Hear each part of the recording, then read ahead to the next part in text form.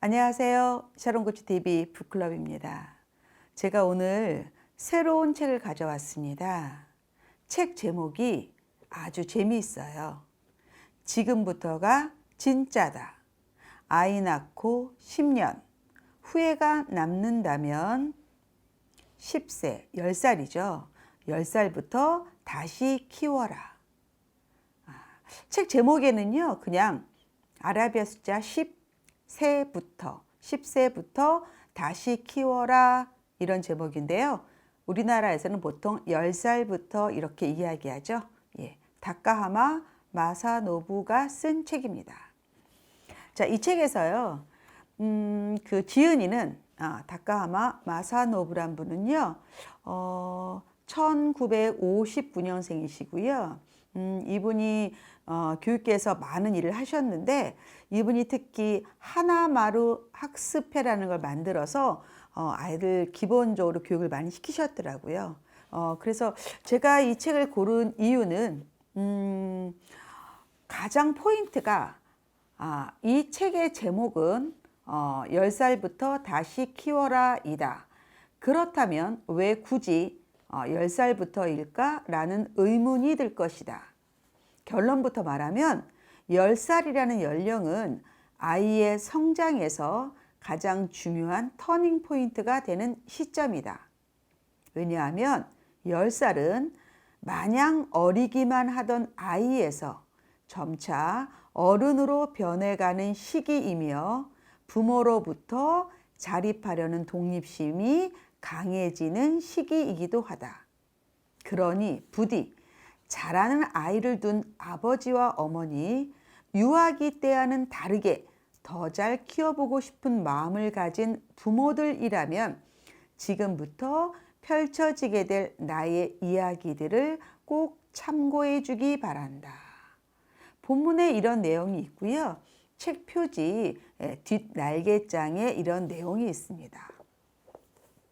제가 이 책을 선택한 이유는 제가 항상 주장하는 그 학교 공부 혹은 공부의 3단계에서 유아 5살부터 초3까지, 초4부터 중2까지, 중3부터 고3까지 세 그룹으로 나뉘는데요. 그런 내용이 다카하마 마사노부와 많이 비슷하더라고요. 그리고 이 일본 나이 10살은 사실은 우리 나이는 11살이 해당이 되겠죠. 11살. 그래서 초등학교 3학년, 4학년이죠. 8살, 9살, 10살, 11살. 그래서 만으로 봤을 때 우리나라 초사에 해당하는 나이입니다. 자, 제가 총 4편으로 구성할 텐데요. 오늘은 첫 번째 편 설명드리겠습니다.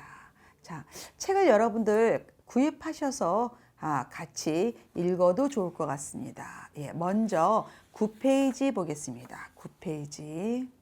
10살이 된 아이를 위해 홀로 서기 선언문을 준비하라. 책에는 10세라고 되어 있는데 이게 발음도 어렵고 좀 욕 같아서 제가 10살이라고 수정하겠습니다. 자, 9페이지입니다. 사춘기는 본래 누구나 마음속에 도끼를 품는 시기다. 아이에서 어른으로 변하는 과정에서 예민해진 감성으로 여러 가지 진실에 눈을 뜨기 시작하기 때문이다. 이제까지 부모님이나 선생님에게 배워왔던 이상과 실제 현실이 전혀 다르다는 것을 깨닫게 된 아이는 당황하고 분노한다. 순진하게 따라왔던 부모님과 선생님이 사실은 별로 대단할 것도 없는 평범한 인간이었다는 사실을 깨닫고 실망하거나 무시하는 경우도 있다. 또 이때는 부모보다 친구들과의 유대관계가 더 중요해지고 혼자만의 비밀을 갖거나 성적 욕구가 높아져서 이를 스스로 통제하고 조절하는 일이 힘들어지는 시기이기도 하다. 요컨대 분노와 반발, 갈등 속에 고통스러워하며 살아가는 것이 사춘기 아이들이다. 부글부글 끓어오르는 도끼는 자아에 눈뜨기 시작했다는 징표나 다름없다. 물론 그런 토끼를 운동이나 공부에 대한 에너지로 승화시킬 수 있는 아이라면 걱정할 필요가 없다.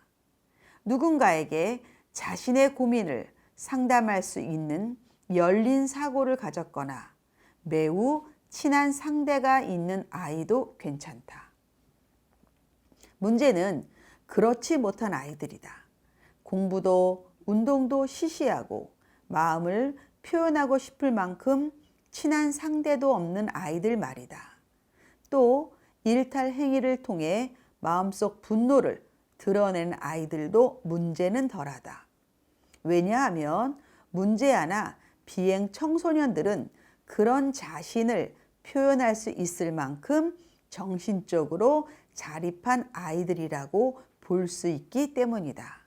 그래서 나는 강연을 할 때마다 불량한 성향의 아이들은 오히려 걱정하지 않아도 된다고 말한다. 가장 걱정스러운 대상은 등교를 거부하거나 방에 틀어박혀 지내는 언뜻 보기에 큰 문제가 없어 보이는 아이들이다. 그들은 하나같이 부모에게 어리광을 부리거나 의존하는 성향이 강하다.